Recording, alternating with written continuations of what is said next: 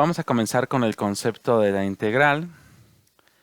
Y bueno, podemos decir que el concepto de la integral tiene su origen en el problema de calcular áreas de regiones que no son de figuras geométricas conocidas, como son el círculo, o el cuadrado, el rectángulo, o el triángulo.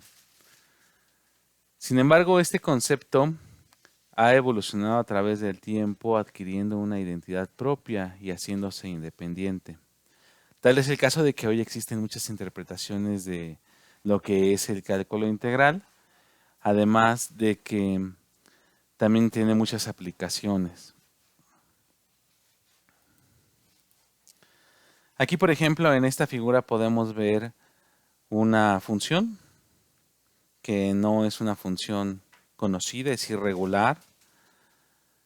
Entonces, si quisiéramos nosotros calcular el área bajo esta función, bajo esta curva, se dice que se quiere calcular el área bajo la curva hasta el eje de las X, es decir, toda esta área que estoy marcando, pues sería complejo porque no tenemos una figura geométrica que nosotros conociéramos aquí fácilmente. Entonces a alguien se le ocurrió que podía calcular esta área utilizando áreas de figuras conocidas como son los rectángulos. Entonces podemos tener un rectángulo que pueda calcular una porción de esa área. Y entonces con este rectángulo ya tenemos una pequeña porción. Y bueno, hay dos posibilidades, que el rectángulo esté en este punto del área, de la función, o que esté en este punto. Y ya lo veremos más adelante, que son dos formas distintas de calcular áreas. Bueno, si seguimos con esta metodología, pues entonces pudiéramos calcular con muchos rectángulos el área bajo esta curva. Sin embargo, como se puede ver en estas regiones blancas, no se está calculando el área. Pero entonces a alguien más.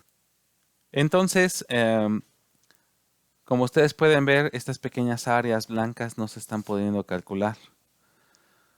Pero entonces para poder calcular todo, completamente toda el área que está bajo esta curva, lo que se hace es hacer que estos rectángulos tengan un ancho cada vez más pequeño cada vez, o sea que los rectangulitos sean como líneas. Y entonces esas líneas poco a poco iban a lograr rellenar todos estos espacios blancos que no se están calculando. De manera que ya se puede hacer un cálculo más aproximado. Ese es el concepto de la integral, poder calcular el área de esta curva que no es una área de una figura geométrica conocida, eh, mediante esta técnica de hacer cada vez los rectángulos cada vez más pequeñitos, más delgaditos. Bueno, ese concepto lo vamos a retomar más adelante. Bueno, otro concepto que es importante de ver es el concepto de la antiderivada. La antiderivada pues también hace referencia a lo que es la integral. La integral es la antiderivada. ¿Pero qué es la antiderivada?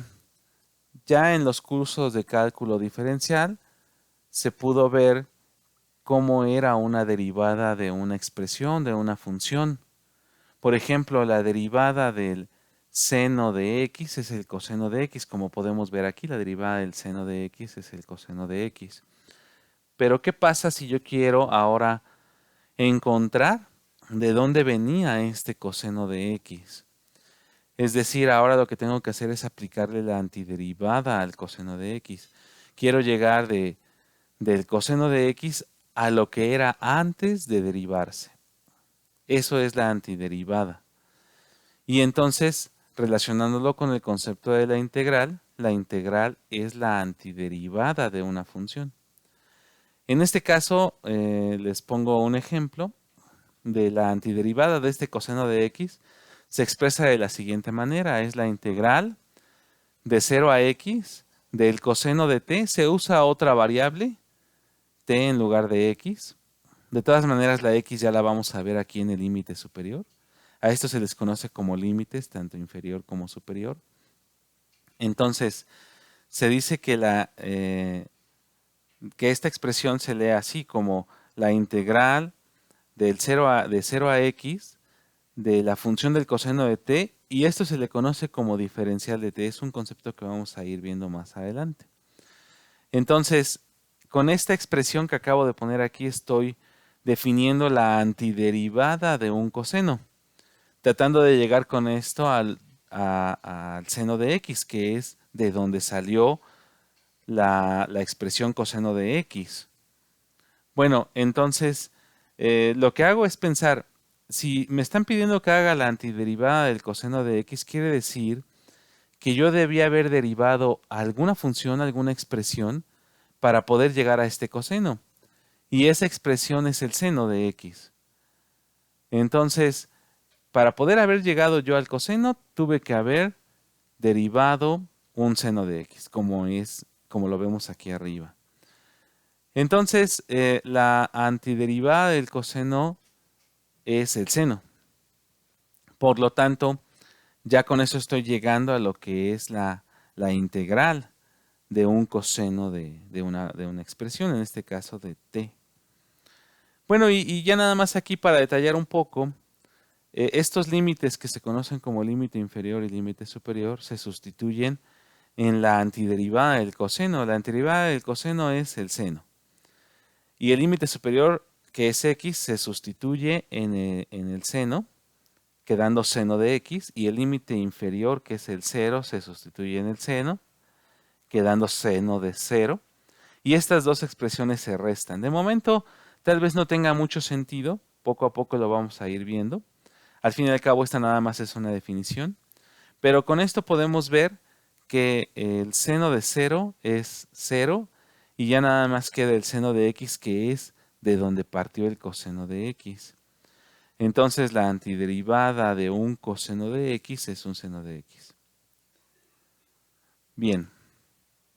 Ahora bien, supongamos que tenemos la expresión f de x, que es una función de x, es igual a la integral de 0 a x o la antiderivada, como ustedes quieran llamarlo en este momento, de 1 más t cuadrada. Y este se le conoce como diferencial de t, entonces es la integral de 0 a x de 1 más t cuadrada diferencial de t. Entonces vamos a tratar de deducir la antiderivada o la integral de esta expresión.